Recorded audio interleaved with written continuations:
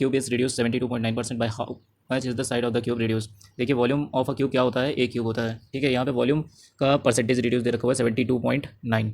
Percentage को आप fraction में चेंज करोगे तो 100 से डिवाइड, पॉइंट हटाओगे तो 0, इसका क्यूब रूट कर दो, ये आपको साइड दे देगा। ये कितना आ जाएगा 9/10। 10 पर ए की कमी यानी 10% का रिड्यूस हुआ है side.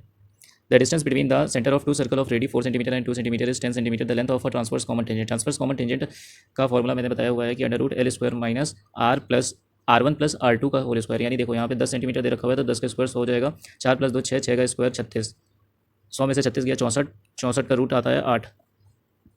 Consider two concentric circle having radius 17 cm and 15 cm. What is the length of the chord of the bigger circle which is the tangent to the smaller circle? एक आपके पास ये सर्कल है, इसके अंदर एक और सर्कल है, और ये बड़े वाले सर्कल का रेडियस है 17 और छोटे वाले सर्कल का रेडियस है 15, ठीक है।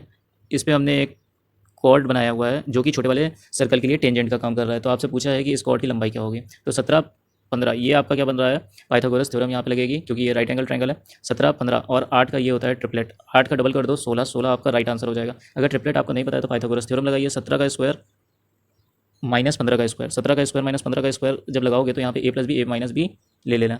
तो 17 प्लस 15 करोगे तो आ जाएगा 32, और 17 माइनस 15 करोगे तो आ जाएगा 2। इसका ले लोगे रूट 64, 64 का मतलब हो गया 8, 8 का डबल करोगे तो आपको इस पूरे कॉर्ड की लंबाई पता चल।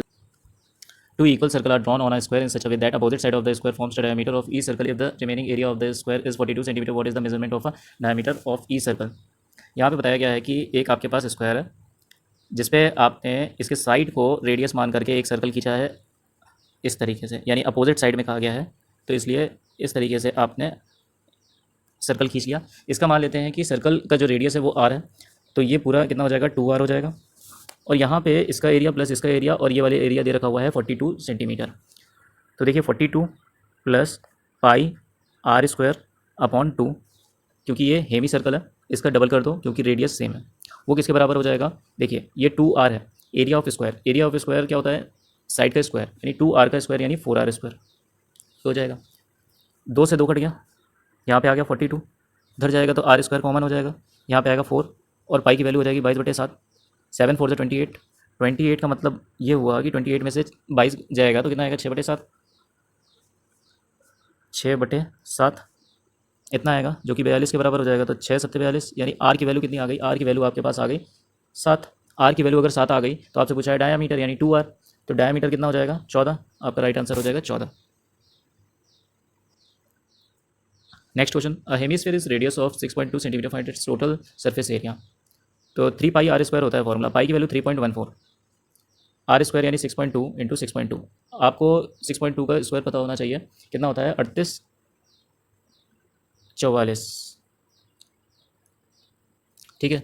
अब 3 से मल्टीप्लाई कर दो तो 3 चौको 12 हो जाएगा, देखो 3 चौको 12, 3 चौको 12 13, 3 8 24, 24 25, 25 का 2 3 3 9 यानी 11, ठीक है। पॉइंट यहाँ पे 2 डिजिट के बाद, अब पॉइंट भूल जाओ, अब मल्टीप्लाई करो। कैसे करते हैं, देखो 3 का मल्टीप्लाई करो, यहाँ पे 3 दूना 6, 3 3 का 9, 3 5 15, 3 एकम 3 4, 3 एकम 3, यहाँ पे 2 जीरो बढ़ाओगे क्योंकि ये 3 हो जाएगा। फिर बचा 14, 14 यानी 14 दूना 28, 14 3 42, 44 का 4, 14 बचा 70, 70 74, 74 का बचा 7, 14 एकम 14 यानी 21, फिर 14 एकम 14 यानी 16।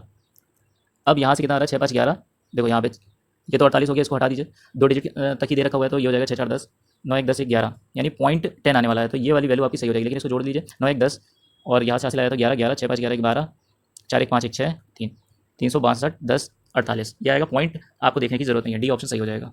अगला क्वेश्चन है, if triangle ABC and triangle PQ are similar, AB equals to 8 centimetre, PQ equals to 12 centimetre, QR equals to 18 centimetre and RP equals to 24। तो देखिए AB upon PQ, BC upon QR, CA upon PR, ये ratio हो जाएगा। Similarity के ऊपर question है, तो AB upon PQ कितना दे रखा हुआ है 8/12, इनका रेशियो कितना आ रहा है 4 दूना 8, 4 3 12, 2/3 का रेशियो सबका होना चाहिए। तो देखो यहाँ पे QR की वैल्यू कितनी दे रखी हुई है 18, यानी 3 की वैल्यू 18 दे रखी हुई है, तो BC की वैल्यू आ जाएगी 12, ठीक है। BC की वैल्यू आ गई 12, CA की वैल्यू देखो कैसे आएगी, तो PR की वैल्यू दे रखी हुई है 24, तो ये कितना हो जाएगा 3 8 24, तो 2 8 16 यानी 16। अब देखो 8 12 ये क्या है AB, ये क्या है BC, ये क्या है CA, पेरीमीटर क्या होता है सम ऑफ ऑल साइड, 8 12 20, 20 और 16 36, 36 आपका राइट आंसर हो जाएगा। लास्ट क्वेश्चन है, if the side of a square is increase by 5% then the percentage increase in its area. तो देखो 5% का मतलब क्या होता है 1/20, यानी 20 था पहले, अब हो गया है 21। साइड ऑफ स्क्वायर यानी स्क्वायर का साइड दे रखा था, ठीक है। पूछा है एरिया, एरिया क्या होता है ए स्क्वायर यानी साइड का स्क्वायर, तो ये हो जाएगा 400, ये हो जाएगा 441। जब आप इसका कर दोगे स्क्वायर तो कितना इंक्रीज हो गया 41, कितने पर 400 पर, तो 100 पर कितना, तो 100 से 100 ये जो 2 जीरो है वो कट जाएगा, यहाँ से कितना आ जाएगा 10.25, 1/4 कितना की वैल्यू होती है 25 की, तो 10.25, ये आपका राइट आंसर हो जाएगा। धन्यवाद।